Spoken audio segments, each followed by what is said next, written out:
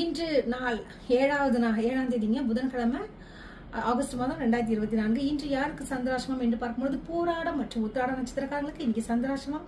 அதாவது தனுசு ராசியில் பிறந்தவர்களுக்கு இன்று சந்திராசிரமமாக இருக்குன்னா ரொம்ப கவனமாக இருக்க வேண்டும்.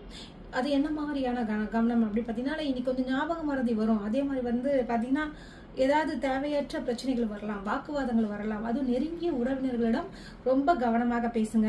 சின்னதாக சாதாரணமாக நீங்கள் பேசுறது கூட அவங்க தப்பாக பேசி தப்பாக புரிஞ்சுக்கிட்டு அர்த்தமாயிட்டு பெரிய பிரச்சனையில முடிஞ்சிடும். அதனால கூடுமான வரை இன்னைக்கு மௌனமாக இருங்க, இல்லைன்னா தேவையற்ற பிரச்சனைகளை நீங்கள் சந்திக்க முடியும்.